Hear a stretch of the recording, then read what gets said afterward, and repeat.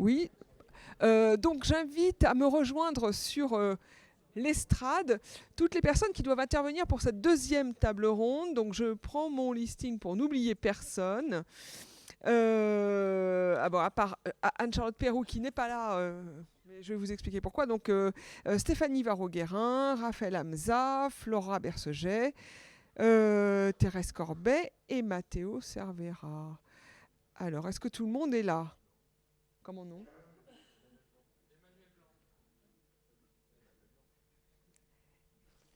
Emmanuel Blanc. Alors, ben oui. Euh, Écoutez, on va essayer de faire un homme, une femme si on y arrive. Donc je vous laisse. On va se mettre là. Ouais. Donc mettez-vous par ici. Moi je suis là. Ah ben, est-ce qu'il vous reste une. Mais si. Non? Si. Ben mettez-vous là. Et voilà. Et là on y est. C'est parfait. Merci beaucoup. Alors, je voulais démarrer cette.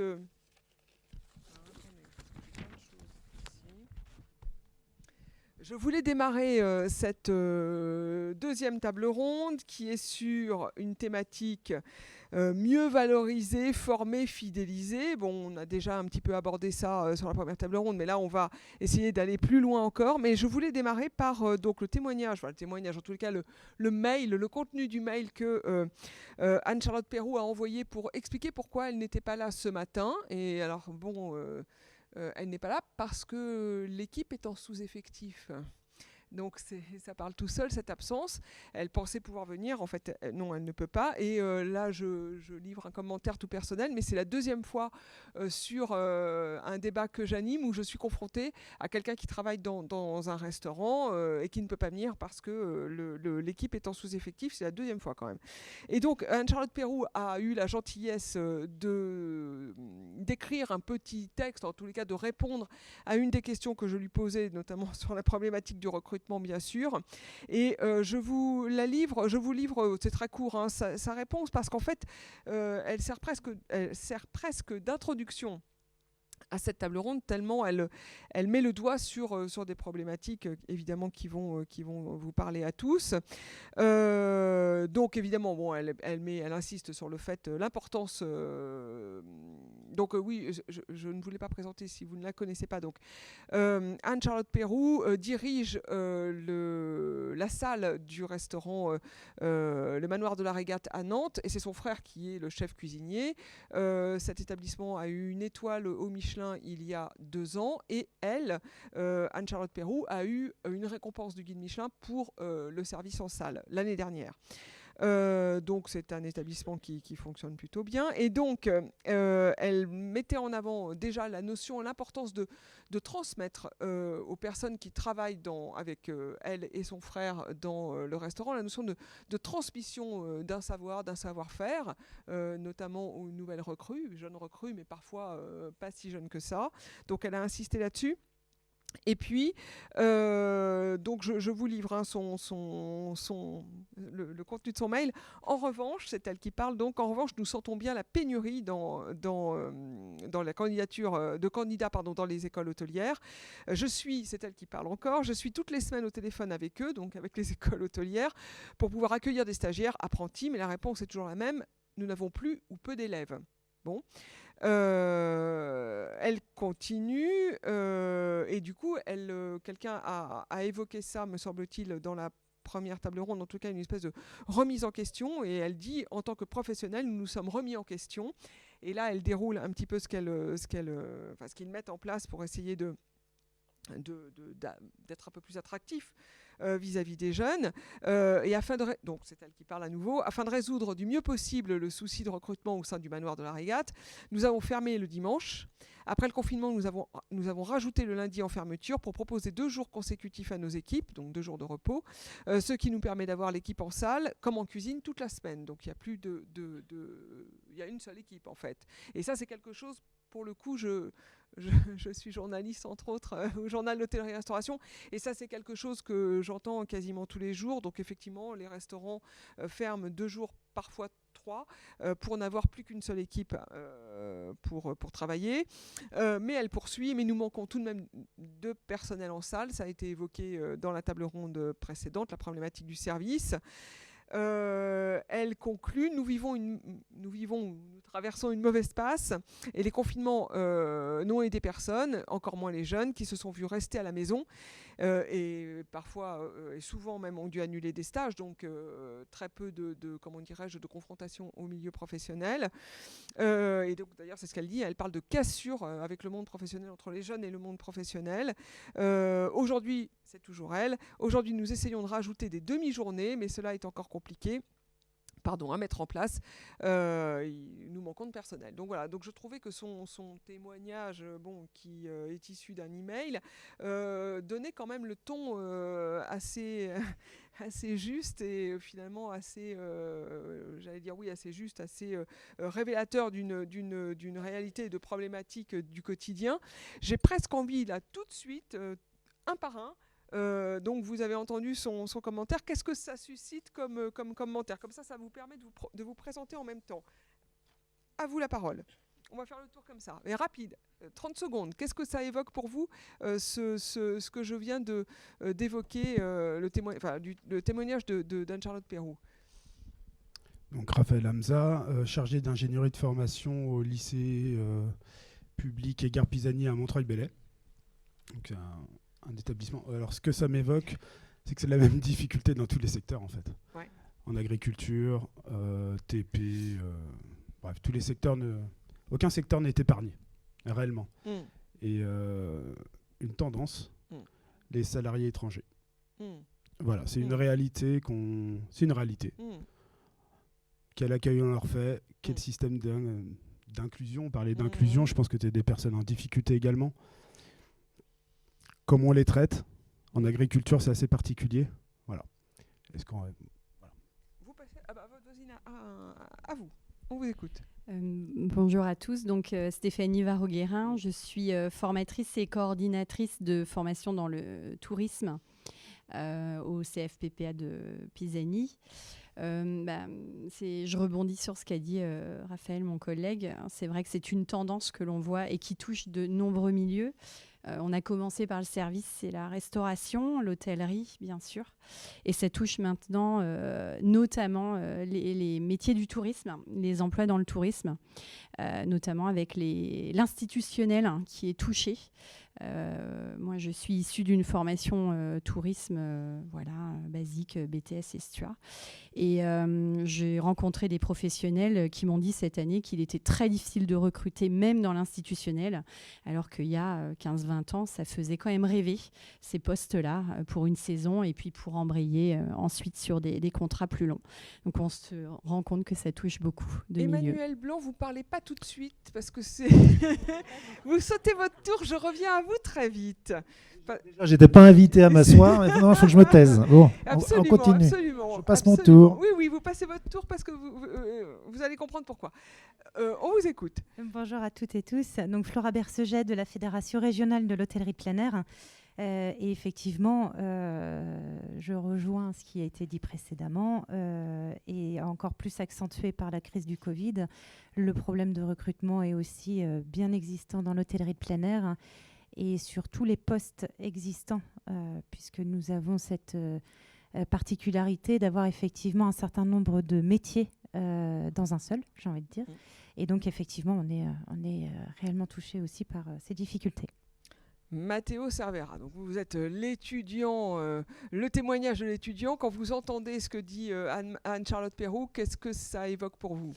Alors bonjour à toutes et à tous. Donc, je suis étudiant en 3e année de licence à l'ESTUA, en apprentissage. Donc moi j'entends, gros problème de recrutement, mais je pense qu'il y a beaucoup de jeunes, il y en a beaucoup, on est là. Et c'est surtout aussi de comment on va être recruté après, parce qu'aujourd'hui, comme on le disait dans la première table ronde, c'est le fait que les jeunes aujourd'hui, en tout cas, pour la plupart, veulent un recrutement un peu à la carte, ce qui est très compliqué, mais qui est dû vachement au Covid. Prise de liberté. Donc nous, on veut plus de liberté, c'est sûr. Ce qui choque en fait avec l'ancienne méthode et l'hôtellerie-restauration, et il y a un grand nombre de personnes qui fonctionnent encore comme dans l'ancien temps, mais c'est vrai. Et je pense qu'en fait aujourd'hui, nous les jeunes, on est formés, on a des formations, Et c'est comment on va être amené sur ce nouveau marché du travail et comment on va être recruté. Donc on verra après, j'essaierai de donner quelques infos. Voilà. Qu'est-ce que ça vous évoque? Et présentez-vous en même temps. Donc Thérèse Corbet, donc responsable RH au Puy du Fou. Je partage le même constat que vous tous. Je dirais qu'à ça, en plus, s'ajoute une autre réalité sur la difficulté de recrutement. C'est qu'il y a bien, on disait, encore 200 000 postes vacants et en plus une reprise d'activité assez importante et la création aussi de plusieurs nouveaux postes par rapport depuis la reprise en fait, d'activité depuis 2021, on va dire. Et 2022 a été une très grosse année et les projections aussi sur 2023, c'est 90 000 postes aussi en plus dans le monde du tourisme, selon l'OMT. Et donc, on a ce déficit déjà de 200 000 postes déjà actifs, plus en plus une reprise qu'on n'avait pas non plus imaginée initialement. Donc, ça creuse aussi ces difficultés. On vous écoute. Bonjour à tous, Cyril Thieffen, je suis responsable RH donc de la Puy Folaise de restauration, donc l'équipe restauration du Puy du Fou. Le témoignage que vous avez lu ne me surprend malheureusement pas.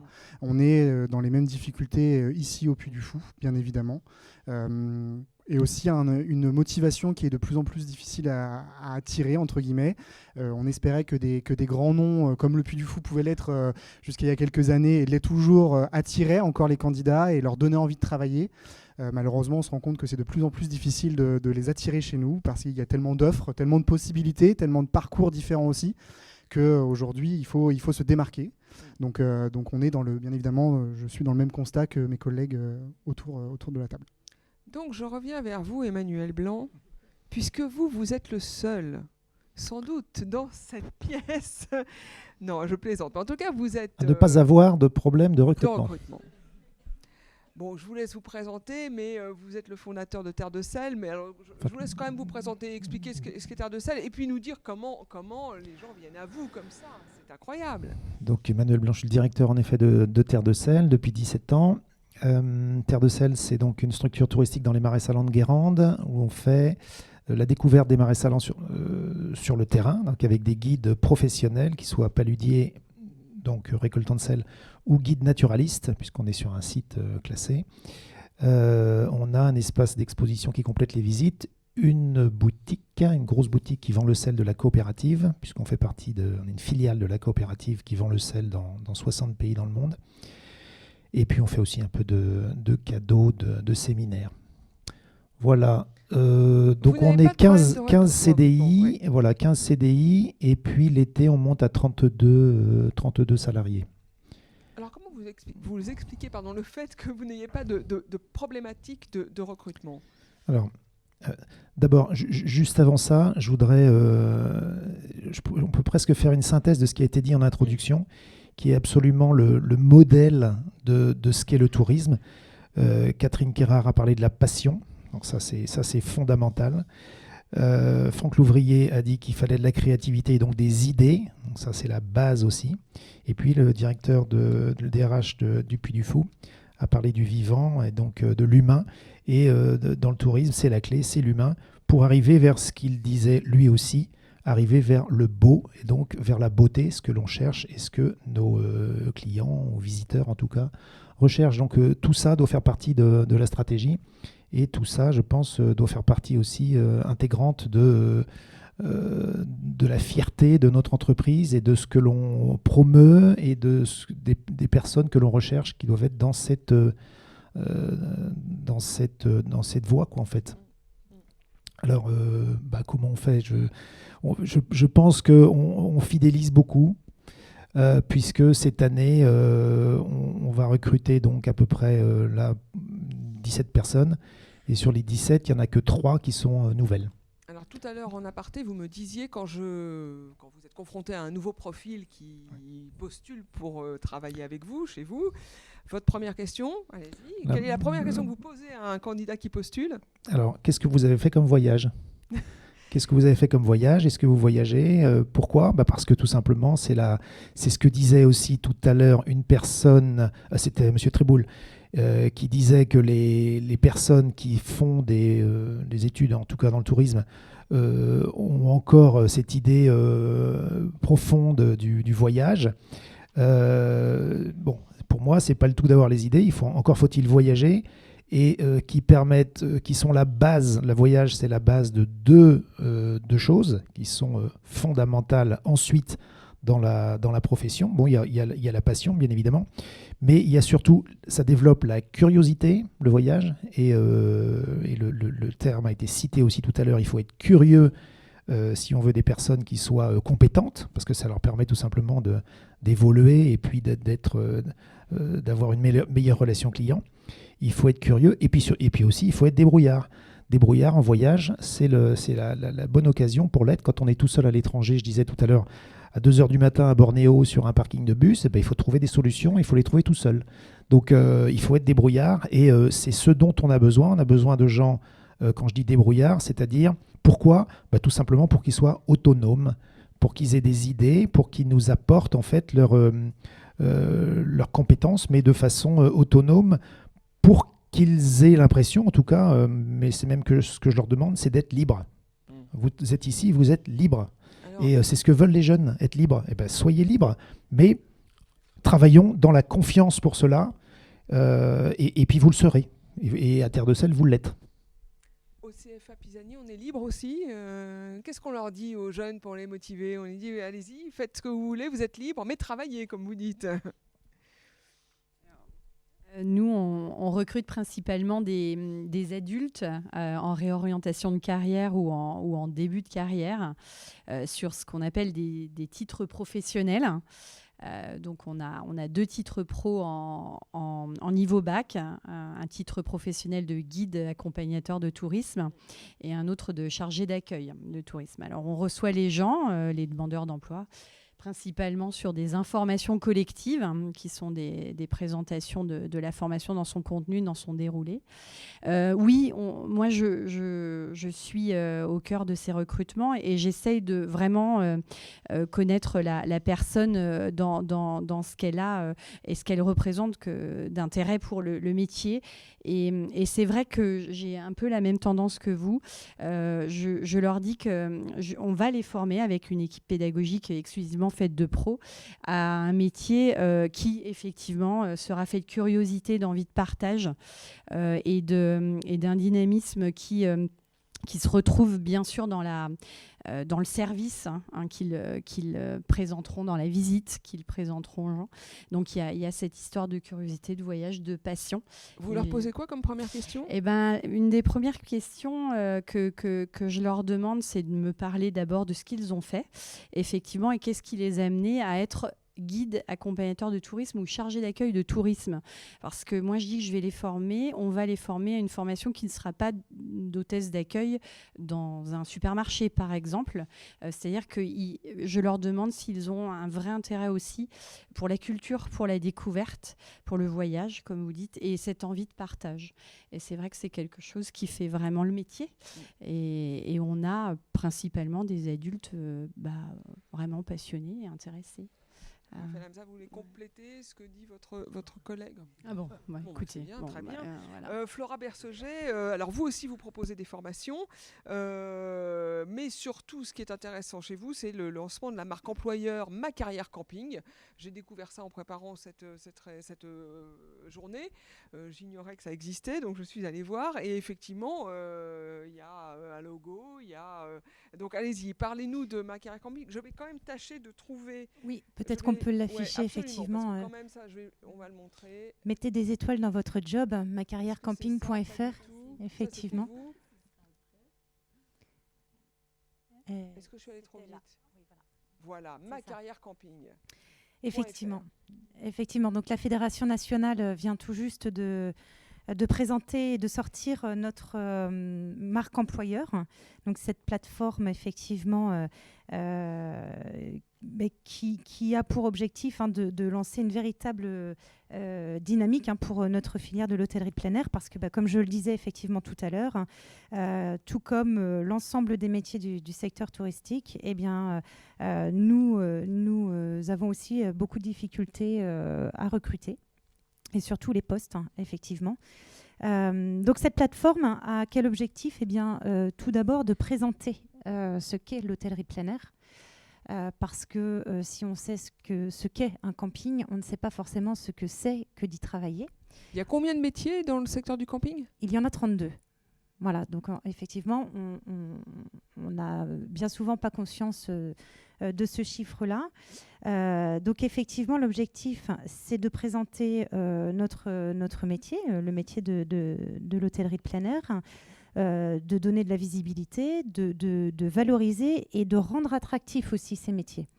Vous arrivez à faire rêver avec un camping ? Là, je vous provoque un peu, mais comment vous faites rêver des jeunes ou des moins jeunes avec le camping ? Alors, j'ai envie de dire que je pense qu'effectivement, cet outil va nous aider à faire rêver les plus jeunes, notamment. Mais je pense qu'effectivement, nous n'avons pas assez jusque-là communiqué. Alors, contrairement à ce que disait Catherine Carrard tout à l'heure, il ne communiquait plus vers les jeunes. Moi, je pense qu'on n'a pas assez communiqué avant.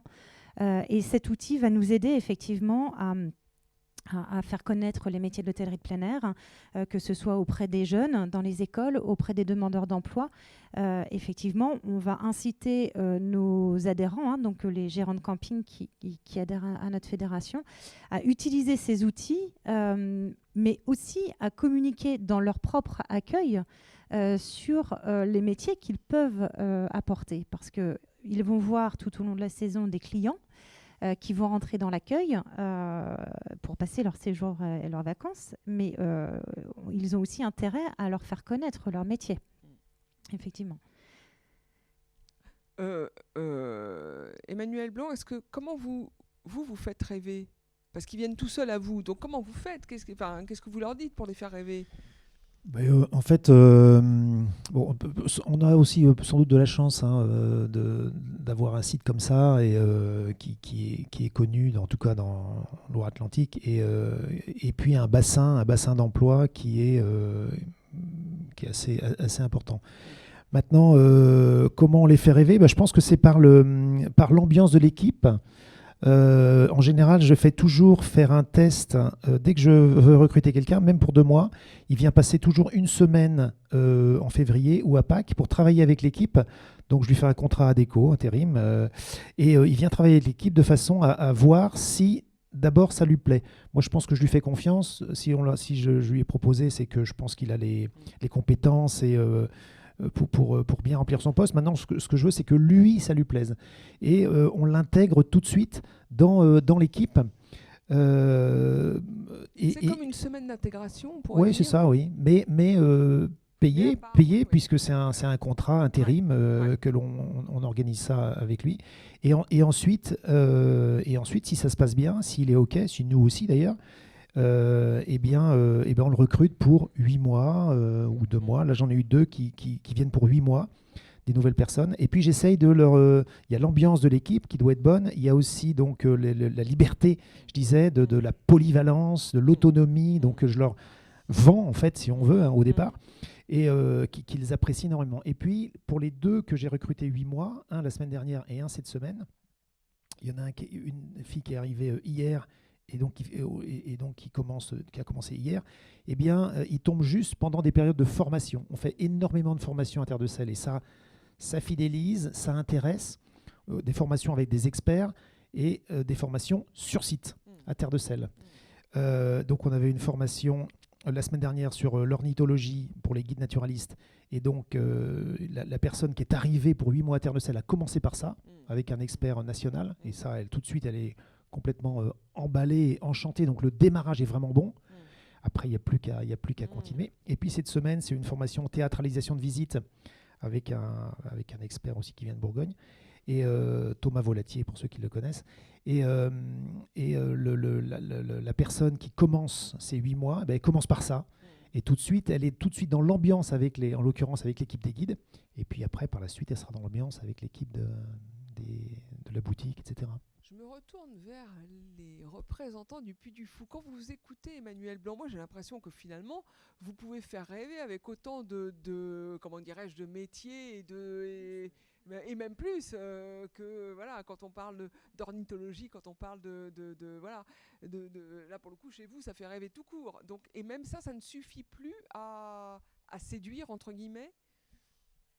Alors oui, effectivement, je partage le même constat. Il y a une petite différence quand même, on n'est pas sur les mêmes volumes. Ouais. On est sur des volumes qui atteignent, comme disait Arnaud au départ, on atteint en haute saison quasiment, ouais, alors ça dépend, mais entre 2005, 2008, voire 3000 en fonction du turnover Ouais. en haute saison. Ouais. Sur la partie, par exemple, hôtellerie, juste la partie femmes valet de chambre, on est sur une soixantaine de personnes. Donc, les volumes ne jouent pas en notre faveur, on va dire.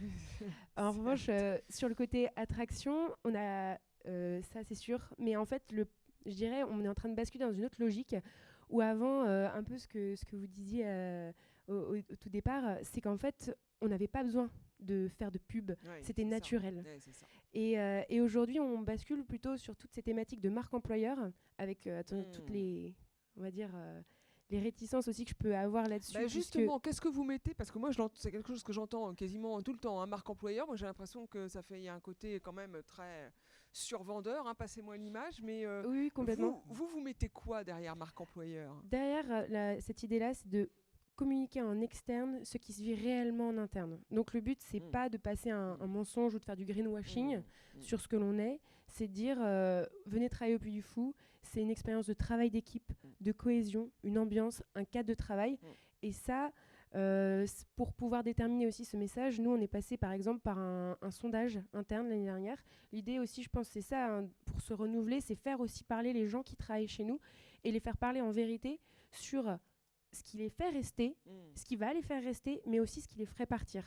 Et sur la base de ce constat qu'on a fait l'été dernier, eh bien, on a mis en place des groupes de travail, 5 groupes de travail, sur des thématiques qui sont les avantages, la rémunération, le temps de travail, le logement et aussi la formation. Alors justement, là, c'est mon côté journaliste qui ressort. Qu'est-ce qui les fait venir? Qu'est-ce qui les laisse un peu sur leur faim? Qu'est-ce qui leur plaît? Qu'est-ce qui leur plaît pas?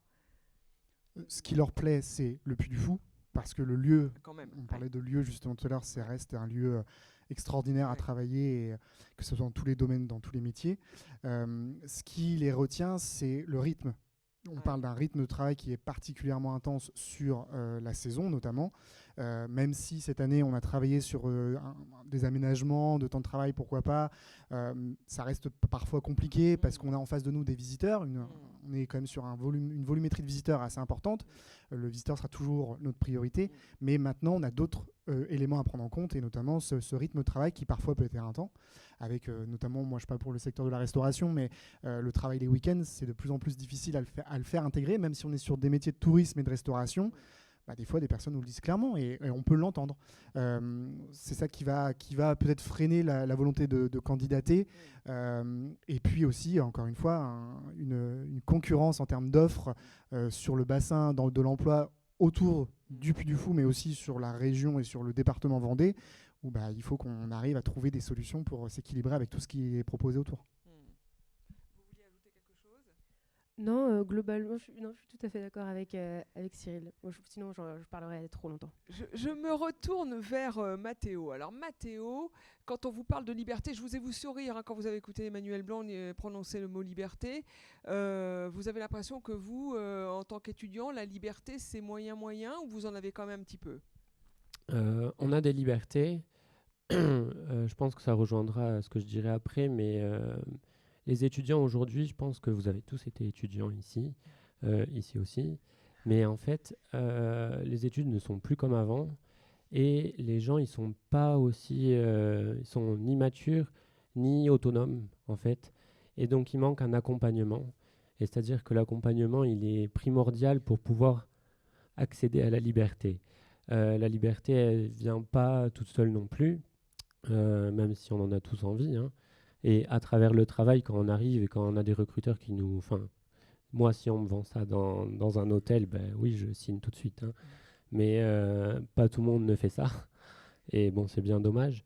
Mais après, je pense que oui, il y a... Bon, vous me direz que c'est aussi la volonté des personnes aussi à vouloir être libres, etc.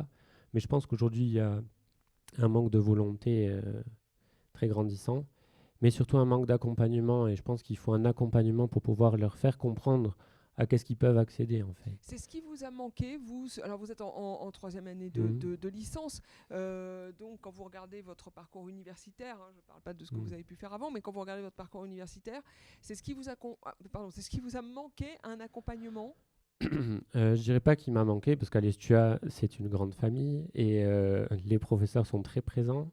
Mais je pense que quand même, il y a, au vu des chiffres, là aujourd'hui, en 2020, on était à 300 000 contrats en alternance.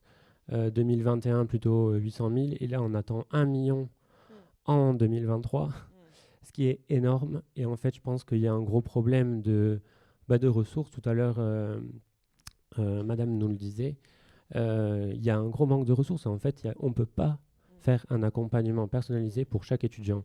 Et en fait, il ne faut pas créer plus de formations si on n'a déjà pas de moyens aujourd'hui pour pouvoir les accompagner dans leur formation. Parce qu'après, il y a des couacs.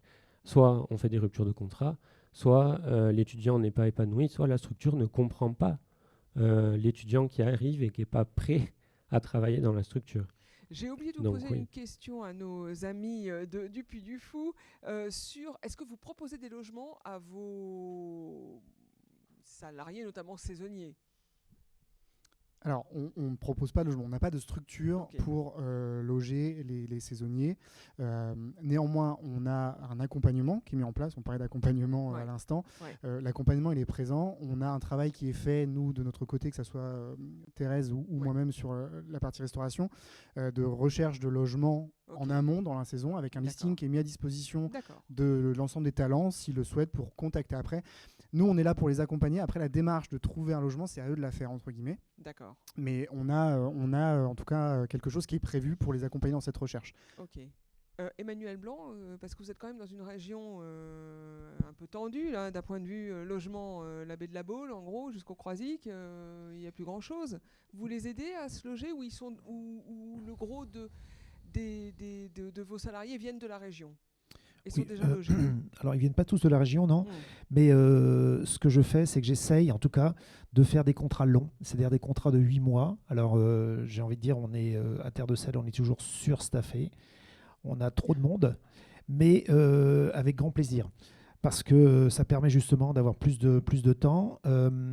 Pour moi, l'humain, puisque c'est le cœur de notre activité, et notamment les salaires ne sont pas des charges, c'est juste un investissement, et l'investissement qui vaut le coup.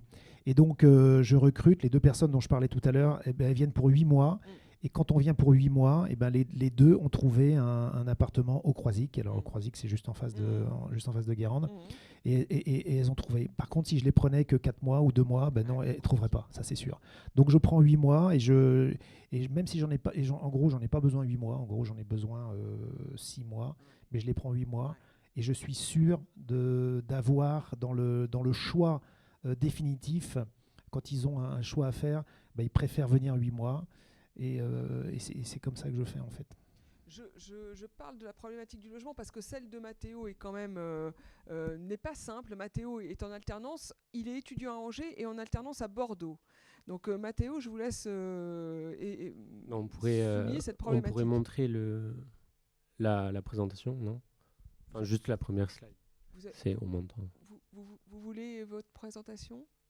Oui, on peut la mettre pour qu'on voit l'établissement là où je travaille. Oui. Alors, vous me dites stop, c'est là. Là, ici, voilà, exactement. Donc, je travaille à l'hôtel Conti. C'est un boutique hôtel sur Bordeaux, donc 4 étoiles, 52 chambres, qui se trouve donc dans le Triangle d'Or à Bordeaux.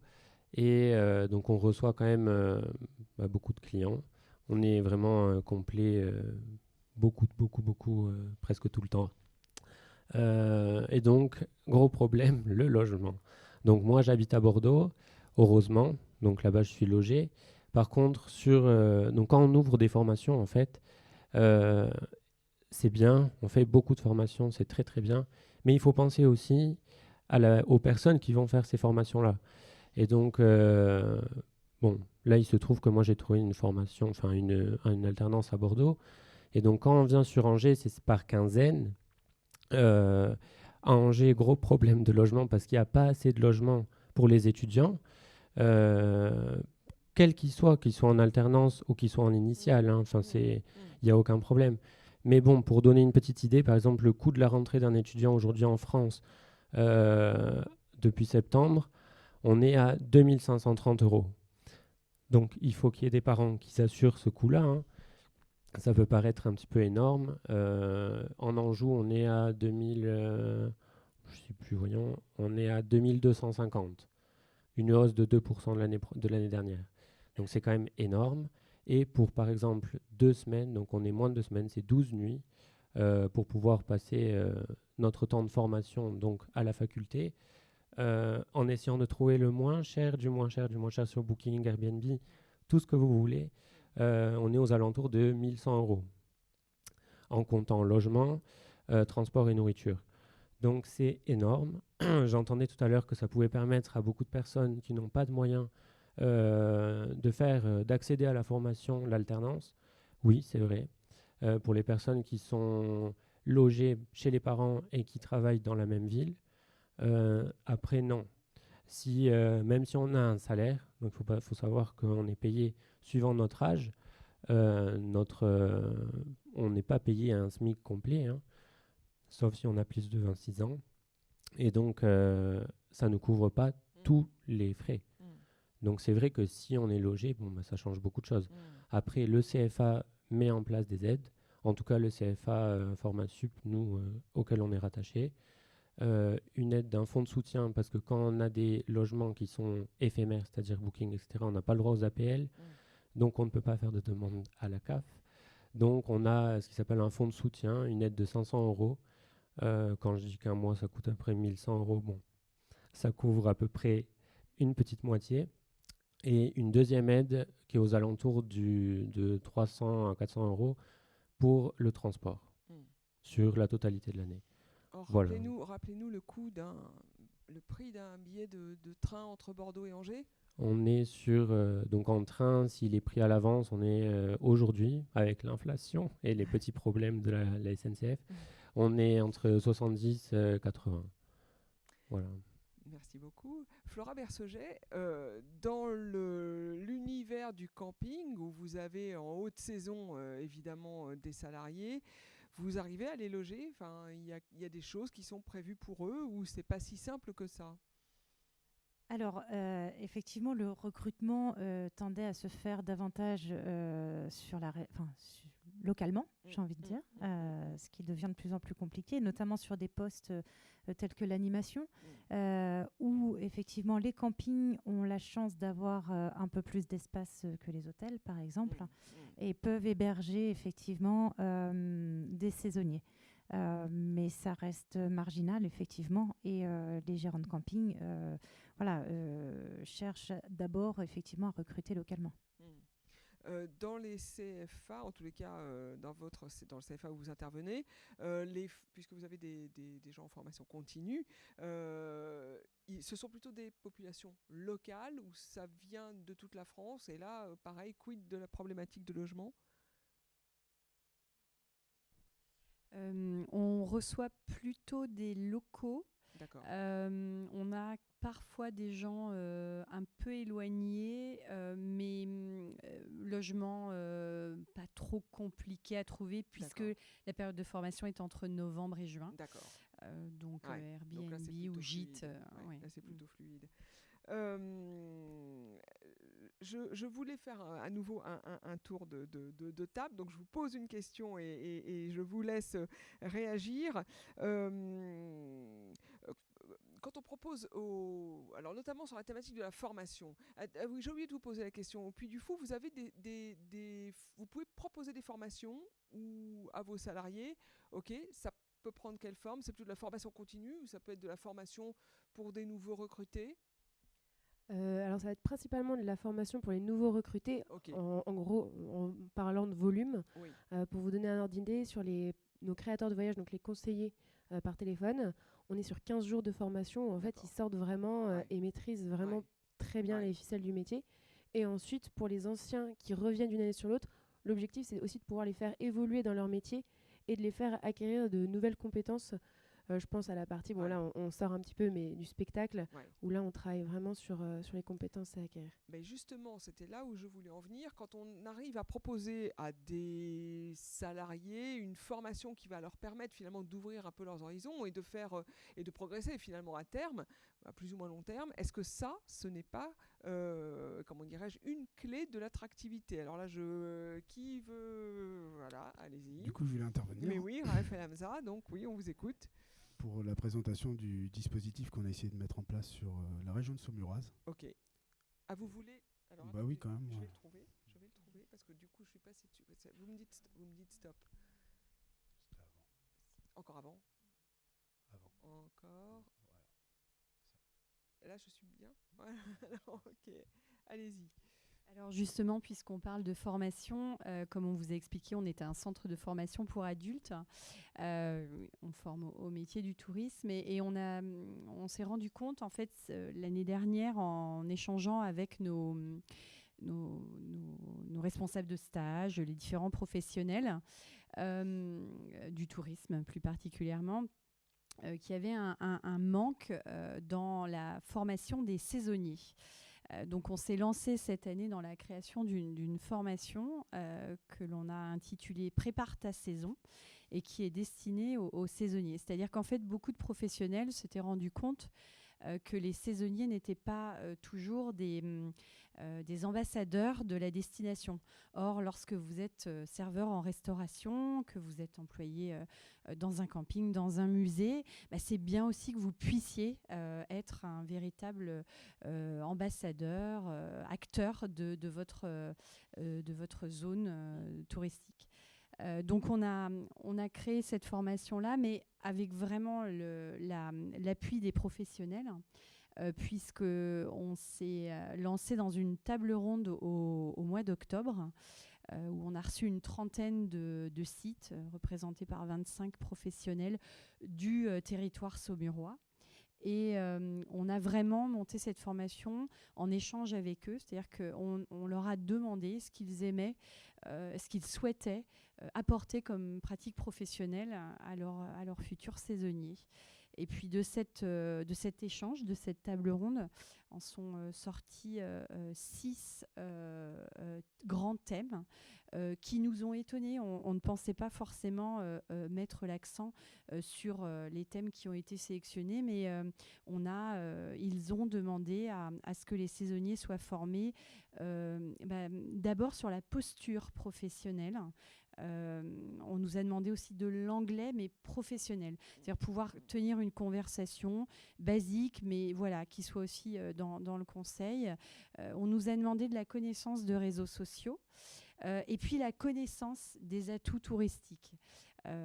Alors, on a rassemblé toutes ces idées avec l'équipe pédagogique et puis notamment avec Raphaël qui s'occupe de monter les formations. Et on a réfléchi à des pratiques d'enseignement assez modernes. Et donc cette formation va avoir lieu bientôt là, sous deux formes. Elle sera destinée aux saisonniers et il y aura beaucoup un enseignement qui sera basé sur les jeux de rôle, un tourbus pour qu'ils apprennent à découvrir la zone touristique et qu'ils puissent parler avec aisance des atouts touristiques et des collaborateurs et du patrimoine qui vont trouver autour d'eux. Donc voilà, on a mis cette formation en place et je te laisse la parole pour... Oui. Donc du coup, si on passe la slide, donc on a ciblé le public, demandeurs d'emploi, etc. Sauf qu'on a été confronté à un problème majeur, c'est l'anticipation des recrutements. On était en partenariat avec l'Office de tourisme de Saumur qui a mis combien ? 9 postes. Donc 9 postes en demandeur en emploi. Ouais. En saisonnier, ils n'ont reçu 2 candidatures. Donc là où Stéphanie évoquait les problèmes institutionnels, on les a réellement, puisqu'avant, travailler dans un office de tourisme, c'était quand même prestigieux. Donc là, on s'est retrouvé un peu coincé. Et l'autre slide, c'est les financements. En fait, on s'aperçoit tout à l'heure, quand l'OPCO AFDAS a parlé, que 98% des entreprises étaient des TPME, des TPE, des petites entreprises en fait, où il y a un chef d'entreprise, et il est tout seul avec 4 salariés. Et si on passe la slide d'après, ça c'est un... Donc même nous, en tant que chargés de montage, de formation, on va en formation. Donc le Cariforef Pays de la Loire présente des formations pour que nous, même, on s'y retrouve dans ce flou de financement. On a à la fois les OPCO, donc on a des sites touristiques qui sont affiliés à l'AFDAS, d'autres à OPCO OP, d'autres à ACTO, d'autres à... je sais pas quoi. Chacun a sa politique de financement.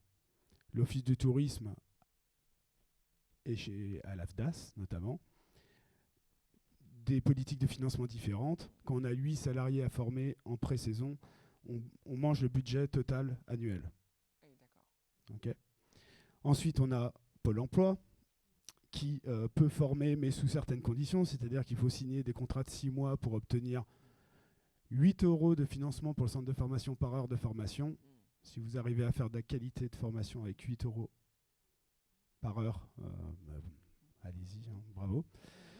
Donc, l'entreprise doit mettre de l'argent sur la table pour former ses futurs saisonniers. C'est ce que vous faites en faisant... C'est un investissement. C'est un investissement. Mais il faut organiser. Et que lorsque vous êtes tout seul, tête dans le guidon, avec le recrutement, les salariés, etc. Mais c'est la réalité vraiment qu'on peut rencontrer. Donc voilà, dans tout ce flou de financement, quand on n'a pas de directeur de ressources humaines qui s'occupe et qui maîtrise, c'est vraiment très difficile. Et Madame Kérard, vous avez parlé des enjeux du campus. Moi, je pense qu'un point d'information pourrait être vraiment utile pour tous les chefs d'entreprise qui se retrouvent seuls. On a des sites, par exemple, comme Pierre et Lumière sur Saumur ou le musée des champignons. Ce monsieur, Stéphane Michon, s'occupe de 2 sites touristiques, 3 sites touristiques, et le Puy-Giraud. Il est seul avec ses salariés. Et voilà. S'il pouvait être relais, je parle avec des chargés d'ingénieurs de formation comme moi, et en fait, on devient conseiller RH. Ils ont beau interpeller les OPCO, c'est difficile pour eux de s'y retrouver, vraiment. Et les démarches administratives qui sont à réaliser pour former les futurs employés sont très chronophages. Ça prend énormément de temps. Il faut s'inscrire, il faut créer le... Bref, tout le monde s'y retrouve, je pense, dans cette salle, dans ce qu'on dit.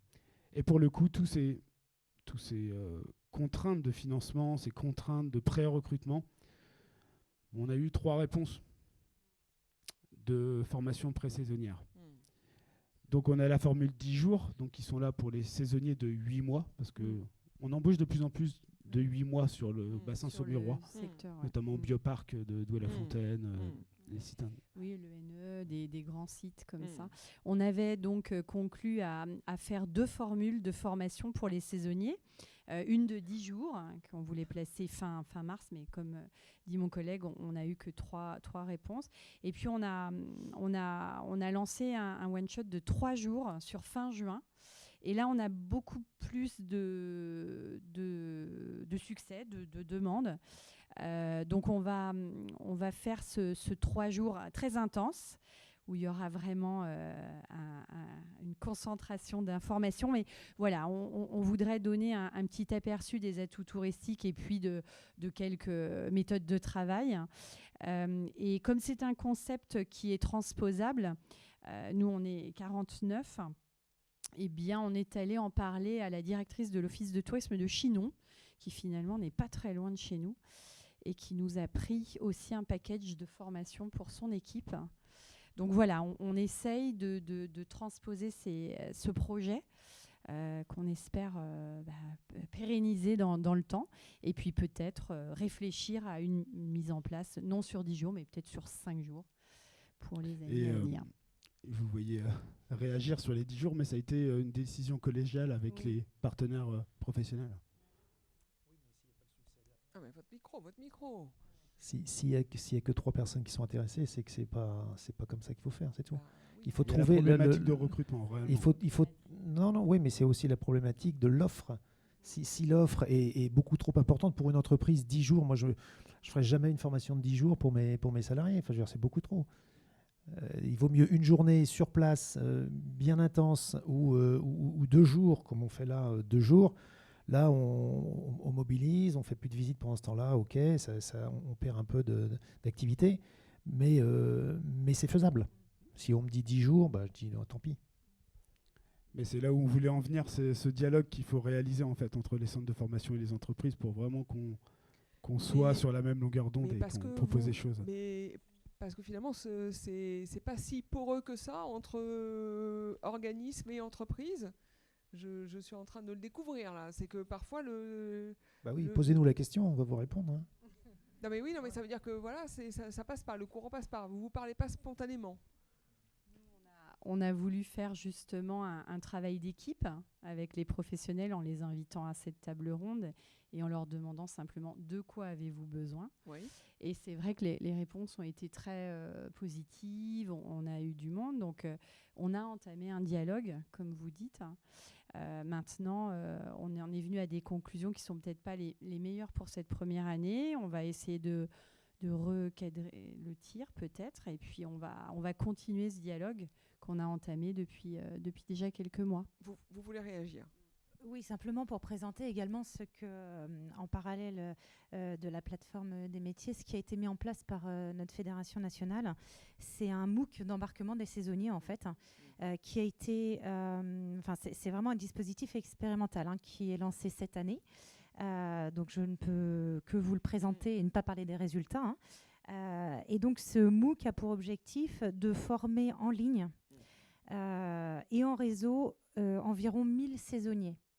Ça veut dire que chaque camping pourra inscrire au maximum 50 salariés. Donc on est vraiment sur une fourchette très haute. Alors, qui pourra en bénéficier ? Eh bien, des permanents, des alternants, des saisonniers et également des TNS, des travailleurs non salariés. Alors, c'est mis en place notamment grâce au financement sur les fonds conventionnels de la branche AFDAS.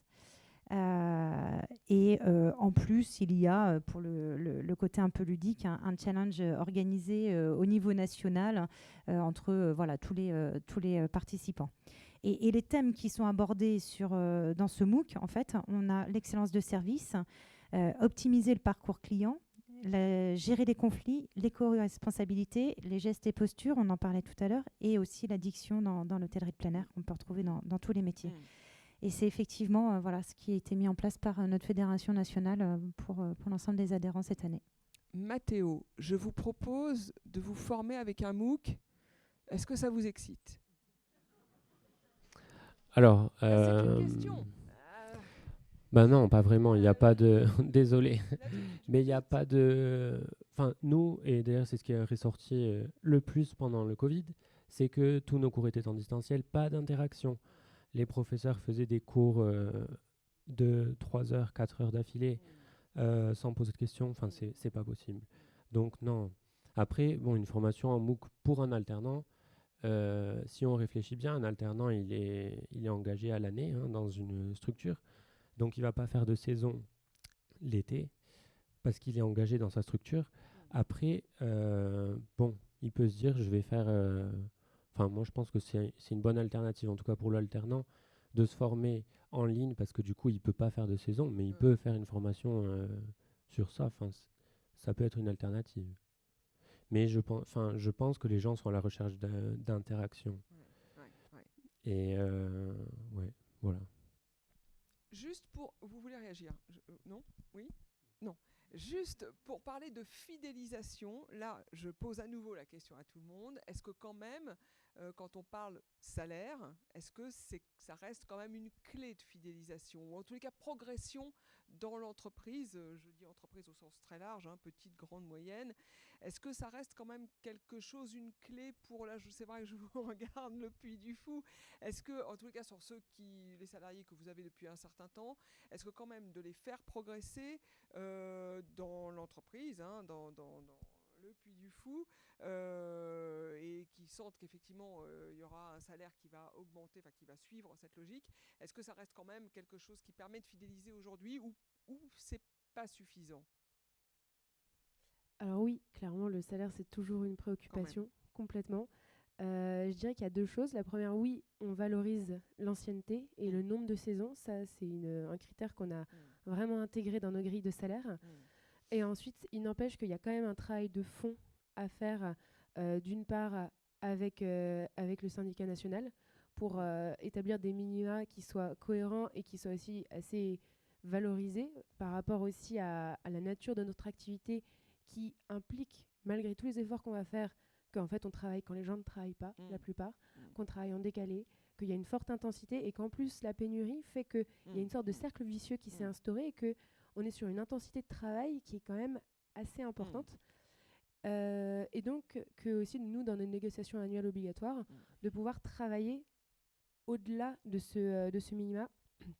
Ensuite, l'inflation aussi joue pas mal, ce qui fait que par exemple nous de notre côté, quand on a commencé à travailler là-dessus en décembre et on en a retravaillé dessus en janvier, en fait le prochain accord de branche va venir écraser l'effort qu'on avait fait et qui était aux alentours de 4% par rapport au SMIC. Donc oui, c'est un critère très important. Il faut travailler dessus. La conjoncture aide pas beaucoup parce que les prévisions sont sans cesse écrasées. L'année dernière, on a connu 5 fois une évolution du SMIC. Ouais, bien sûr. Donc là, c'est Emmanuel Blanc, dites-moi qu'on vient travailler chez vous que pour l'argent. Non. Non, mais bon, on en tient compte maintenant. Les augmentations, bon, elles sont liées, nous, à notre convention aussi. Elles sont importantes. Très importantes. Elles sont importantes. Maintenant, des augmentations, disons, significatives se font en fonction des nouvelles responsabilités, quoi. Donc, et là, c'est à chacun de proposer quelles responsabilités je suis prêt à prendre, quelles idées j'ai pour qu'est-ce que je peux apporter d'autre dans l'entreprise. Et là, ils sont libres de proposer. Je n'impose rien. Celui qui n'a pas d'idée, pas de problème. Ici, il travaille bien et tout se passe bien. Mais celui qui veut progresser, à lui de proposer. Et puis après, ça marche pas. Mais en général, c'est bien parce que chaque personne, en gros, maintenant, a ses propres ses propres responsabilités dans le secteur qu'il aime, en fait. Prenez du plaisir à faire plaisir. Prenez d'abord du plaisir à travailler, et puis après, le plaisir à travailler fera qu'on prendra du plaisir à faire plaisir. Mais pour ça, il faut aimer, il faut être fier déjà de là où on travaille. Et il faut aimer ce que l'on fait. Donc je dis toujours, parce que je croise aussi beaucoup de jeunes qui viennent proposer des candidatures, ou tout simplement je les aide dans des différentes associations, un par un emploi, ce genre de choses. Et je leur dis, mais choisissez quelque chose que vous aimez au plus profond de vous. Alors la passion, quand on est jeune, c'est pas forcément facile. Nous-mêmes, à notre époque, je n'étais pas forcément passionné. Mais choisissez ce que vous aimez le plus. Et puis, et dans ce cas-là, les idées viendront, les responsabilités viendront, et puis du coup, l'intérêt du poste augmentera forcément. Quelqu'un vous voulez réagir? Pas au salaire. Mathéo, vous me disiez tout à l'heure que vous vous apprêtez à aller travailler, a priori, dans l'année prochaine qui vient. Les critères, peut-être les 3 ou 4 premiers critères qui vont faire que vous allez vous dire « Ok, je vais aller travailler dans cette entreprise », ça va être quoi? L'emplacement. Bon, je suis en hôtellerie. Oui, donc en hôtellerie de luxe. En hôtellerie de luxe. Je me profile à faire un master en management en hôtellerie de luxe sur Paris l'année prochaine en alternance. L'emplacement. Qu'est-ce que vous voulez dire par emplacement? Qu'il soit bien placé, c'est-à-dire si la structure est bien placée. En fait, aujourd'hui, lorsqu'on regarde un CV, etc., en tout cas d'un jeune, parce que c'est bien de recruter, etc., mais lorsqu'on va sur le marché du travail, ah non, il est trop jeune, il n'a pas d'expérience, blablabla. Bon, du coup, on ne nous prend pas. Un petit peu moins dans le tourisme, mais ça arrive quand même très fréquemment et c'est compliqué. Donc, un établissement qui a un renom, ça change tout. Et mais c'est vrai. C'est comme un diplôme. Vous savez, aujourd'hui, des personnes vous diront que vous payez un diplôme, d'autres vous diront qu'il faut rester dans le public. Mais en fait, si on regarde vraiment, il il n'y a pas trop de... Si on regarde l'après, en fait, les gens regardent vachement l'école qu'on a faite, qu'elle soit publique ou privée, mais ils regardent d'où est-ce qu'on vient, quelle a été notre expérience. Et donc oui, forcément, si on est dans un établissement de renom, ça change quelque chose. Si on est d'accord avec les valeurs que partage quand même l'entreprise, parce que je ne vais pas aller dans un établissement dont je ne partage pas les valeurs, et un endroit dans lequel je me sens bien et dans lequel j'ai envie de travailler, parce que pour le coup, je suis passionné, et j'aime l'hôtellerie et j'aime faire des heures, ce qui est très compliqué aujourd'hui. Mais oui, non, enfin, Le salaire Et oui, le salaire, c'est sûr que oui. En tant qu'alternant, ce qui est très bizarre d'ailleurs, quand on est en L3, on est plus payé que si on va en master. Parce qu'en fait, les grilles d'échelon sont différentes. Quand on est en L3, la grille d'échelon en tant que salarié, alternant, est la plus élevée. Par contre, si on revient en master, qui est 1 an de plus que licence, on revient à l'échelon 0. Donc, on est payé au plus bas du SMIC. Mais c'est très bizarre. Mais bon, ça fait partie aussi du système. Mais voilà, donc oui, c'est sûr que le salaire, de toute façon, sur Paris, pour payer le logement, etc., ce sera alternance plus extra les jours de... Enfin voilà, c'est comme ça que ça se passe. Hein. Est-ce qu'il y a des questions dans la salle ou des commentaires je vois pas. Oui. Alors. Oui, et pendant qu'on vous apporte un micro, Raphaël Hamza veut réagir. Oui, je voulais juste revenir sur la question que vous nous aviez envoyée par mail et qui me semblait très intéressante. Allez-y. On avait posé la question, raccourcir les cursus de formation est-il un atout pour intéresser, impliquer, attirer et fidéliser les jeunes ? Et en fait, je voulais revenir... alors, j'ai essayé de parler pour tous les organismes de formation parce que je pense qu'on a notre place et notre mot à dire sur la formation.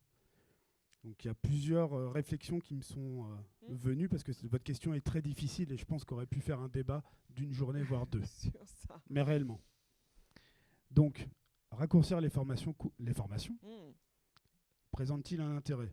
Théo dirait, je fais une licence en 1 an, parfait.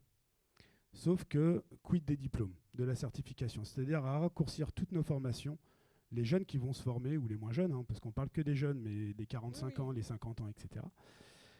Repasser un diplôme, mais que partiellement, ça ne vous donne pas la totalité du diplôme. Mathéo disait, on recrute sur un CV, le diplôme. En effet, si je n'ai pas le diplôme, parfois, je ne peux pas travailler dans certaines entreprises. Donc il y a, je pense, une réflexion à avoir sur les diplômes et les compétences. Ensuite, impliquer. Est-ce que raccourcir la formation, ça implique plus les jeunes ? Ça veut dire qu'on va leur donner plus de temps en entreprise. Il suffit que vous soyez alternant dans une entreprise, je vais dire lambda. En fait, plus de temps en entreprise, ça veut dire, pour moi, en ce qui me concerne, dans ma réflexion, est-ce qu'on ne va pas formater davantage le jeune ? C'est-à-dire, nous, centre de formation, on est là pour ouvrir à toutes les méthodes, à différents services, à différentes prestations hôtelières, à différents... est-ce que quelqu'un qui aurait fait 5 ans au Puy du Fou avec 90% au Puy du Fou, est-ce qu'il serait capable de s'adapter à d'autres travails ? Voilà. Ensuite, attirer. Est-ce que raccourcir les formations, c'est attirer les jeunes ? Voilà, la réflexion est là. Question. Est-ce que justement, les entreprises n'ont pas un rôle important dans la formation ? C'est-à-dire que s'il n'y a pas une synergie dans l'entreprise de... je te recrute, je te forme 2 jours. Je te recrute, on va faire une formation, un MOOC, n'importe quel... Non, mais c'est vrai. Oui. Du moment où on met dans une entreprise, je pense que c'est primordial de former ses salariés. J'ai trop rencontré de personnes, notamment... Alors, je reviens au milieu de l'agriculture, mais des personnes qui font 30 ans de carrière sans aucune formation. Dans l'évolution, c'est vrai que ça ne donne pas beaucoup de perspectives. Donc voilà, raccourcir les formations, est-ce que c'est judicieux aussi ? Tout à l'heure, une dame a interpellé sur la FEST. La FEST, c'est une modalité pédagogique. En gros, on va s'en servir pour apprendre un métier. Mais il faut la structure dans l'entreprise pour accueillir la FEST. C'est-à-dire que la FEST est beaucoup présente dans l'industrie agroalimentaire. Il faut arrêter des chaînes entières, des lignes entières de production pour apprendre le geste, faire un retour sur le geste avec un tuteur, etc. Bon, c'est assez chronophage. Une petite entreprise, voilà, c'est difficilement faisable. et on assiste à des dérives de la formation interne. C'est-à-dire que, je ne sais pas si vous connaissez le contrat pro expérimental. Voilà, je voulais juste faire une petite réflexion là-dessus. Le contrat pro expérimental permet à n'importe quel employeur d'embaucher quelqu'un en contrat pro et de faire 100% de formation en interne. C'est-à-dire que, en gros, dans les petites structures, on peut former en interne tout en touchant les modalités pédagogiques, l'argent des subventions pédagogiques. Voilà, je voulais juste faire une petite aparté là-dessus. Il y a, je pense, des entreprises qui en abusent peut-être. Je me permets de faire un constat qui, contre de l'argent, forment en interne. Après, est-ce que la formation en interne est réellement réalisée? Voilà. Attention à la dérive, à trop vouloir raccourcir les formations. On peut assister à des réelles dérives. On peut laisser des personnes sans diplôme, puisque on va le former sur un bloc de compétences. Voilà, c'était juste une réflexion sur la question Mais très bien. Donc, voilà. Madame, on ne vous a pas oublié. Vous aviez une question, on vous écoute. J'avais l'impression que monsieur voulait réagir. Bon, alors ma question n'est pas liée à votre intervention. Sophie Castin-Lahaye, je suis à la direction de l'emploi d'Angéloire Développement, l'agence de développement économique d'Angéloire Métropole. Moi, c'était une remarque avec les différentes tables rondes. On a aujourd'hui, dans le cadre des assises régionales, à répondre à cette question ou cette affirmation mieux recruter, et avec quand même quelque chose d'un peu paradoxal, c'est que l'enjeu est de masse et les leviers sont quand même assez individuels. En tout cas, ils vont toucher l'individu, que ce soit le jeune, la famille, la personne en formation, l'entreprise qui va recruter. Enfin bon, je ne vais pas tous les citer. Et on touche à l'émotion, on touche à la représentation, on touche à la capacité qu'on va avoir à se saisir de toute cette... tout ça, voilà. Et en fin de compte, ce qui est important, c'est d'accompagner, de sensibiliser. Et je pense que c'est notre enjeu ici, de trouver des solutions pour ça. Mais c'est quand même un enjeu... Enfin, c'est quand même un gros paradoxe. Voilà, nous, à l'Agence de développement économique, on essaie de faire des choses... Des petites actions aussi pour répondre à des besoins, mais on le voit bien, ce que vous disiez tout à l'heure. Enfin, une entreprise, suivant sa taille, les petites entreprises n'ont peut-être pas la fonction RH qui leur permette d'eux, mais les grosses, la direction RH, elle est au niveau national. Donc, c'est pas ce qui vont les aider à trouver les solutions locales non plus. Donc, voilà, pour moi, c'est un paradoxe qui n'est pas facile toujours à lever sur cet enjeu de mieux recruter. Est-ce que quelqu'un veut réagir? Oui. Donc nous, on est dans la formation professionnelle. Je parle de tous les centres de formation qui sont mandatés par la région pour faire de la formation professionnelle continue. Et dans le cahier des charges de cet appel d'offres, il y a l'accompagnement. Donc dans tous nos centres de formation, on a un accompagnement individualisé justement de ces jeunes ou des moins jeunes.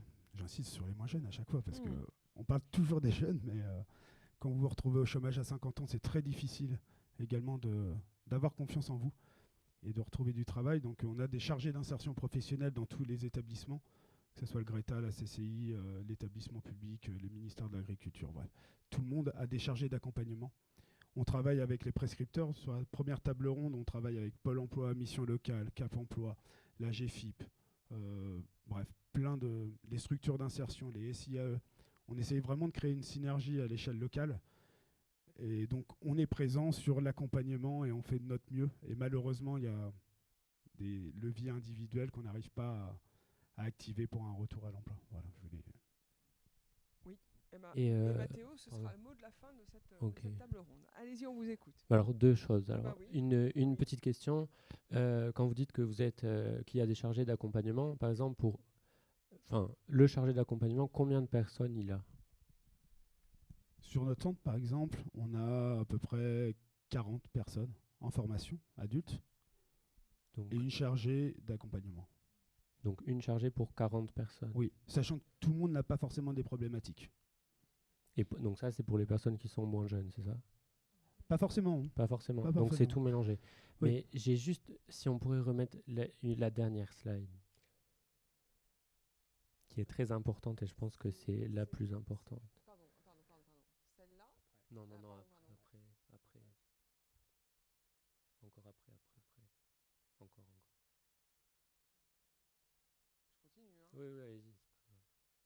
Celle-ci, juste avant. Je sais pourquoi. En fait, je pense que tout le monde doit s'identifier un petit peu, en tout cas j'espère, l'empathie. L'empathie, parce qu'on parlait de la formation, mais on a eu un exemple super dans cette table ronde, c'est-à-dire qu'en fait la formation, elle se fait en équipe. À l'organisation des maquettes, on n'est pas tout seul, c'est pas un esprit individuel qui doit faire ça, et justement on a besoin d'avoir de l'empathie pour la personne qui va faire la formation après. Donc il faut se mettre à la place de la personne qui va faire la formation, se mettre à la place de soi-même, hein, de celui-là qui fait la formation, mais aussi de la personne qui va recevoir l'alternant. Par exemple, je parle de l'alternant, mais ça peut être tout le monde. Souvent, ces personnes-là, elles ne sont pas prêtes, et en fait, il n'y a pas de communication entre elles. Parce que c'est-à-dire l'entité réceptive, c'est-à-dire l'hôtel ou l'entreprise qui reçoit les alternants, ces alternants, ils suivent une formation qui vient du CFA, qui est en collaboration entre le CFA et l'université. Mais en fait, moi, je ne pense pas que le thème, c'est écourter la formation, sinon de restructurer la formation. C'est-à-dire avoir sur, par exemple, 12 semaines ou un petit peu plus, 24, sur l'année, 17 à 24 matières. En général, je parle en général, il y a beaucoup d'établissements qui proposent de l'alternance. C'est trop, en fait, parce que, par exemple, un adulte ne fait pas 8h, 20h en cours. Non, j'y crois pas, et c'est faux. Donc, en fait, parce qu'on concentre beaucoup de contenu, et en fait, on est dans un engrenage de machine à la notation. C'est-à-dire on n'est plus dans un esprit d'apprentissage, ce qui est très paradoxal parce que c'est un centre de formation, donc on est censé apprendre, tout comme la cellule réceptive dans laquelle on va, et la personne qui nous reçoit est obligée d'avoir de l'empathie, même si c'est un concept qui est à la mode et qui n'est pas très compris aujourd'hui. Mais en fait, cette personne-là a besoin d'avoir de l'empathie pour se mettre à la place de la personne qui arrive et qui en fait ne remplace pas un salarié, hein. Même si notre statut, selon les CFA, on est des salariés. Mais en fait, on n'est pas salarié. On est alternant, donc apprenant, et en contrat d'apprentissage. On est là pour apprendre. Et donc, en fait, ces personnes-là qui nous reçoivent, qu'ils aient de l'empathie ou pas, ne sont pas formées à recevoir des alternants pour la plupart du temps. J'espère, en tout cas, que la plupart des alternants ils soient super et qu'ils n'aient pas de problème pour s'intégrer au sein des entreprises, etc.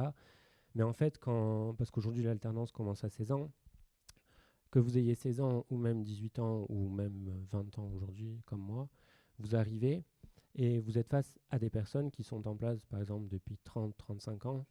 Ils ne sont pas aptes à essayer de vous former, en fait, parce qu'ils n'ont pas la formation pour vous former. Donc c'est très compliqué. Et en fait, il y a un manque de cohérence entre l'entreprise et entre la formation qui est fournie. Et donc c'est pour ça que l'empathie a un enjeu crucial ici, parce que c'est à travers ça qu'en fait, par la suite, on peut être mieux recruté. Parce que si la personne qui recrute se met à la place de la personne qui est recrutée, eh ben alors elle a tout gagné. Enfin, c'est comme Monsieur Blanc, hein. Je pense qu'il s'est mis à la place de la personne qui recrute. Et c'est pour ça que les gens aiment venir travailler chez lui, parce qu'il les a compris. Mais ce n'est pas des bouts de papier ni des titres merveilleux qui vous donnent envie, comme un tas d'écoles privées, non, ou publiques. Mais justement, en fait, c'est des personnes qui se mettent à la place des autres. Je pense que l'empathie, c'est un enjeu très, très important aujourd'hui. Voilà. Mais merci beaucoup. C'est une conclusion qui peut inciter à la réflexion encore. Merci beaucoup, Mathéo. Merci à tous. Et puis, je crois que là, c'est le moment. Donc, on m'a dit qu'il fallait juste traverser le couloir pour aller déjeuner. J'ai récupéré mon retard. Très bien. Merci à vous.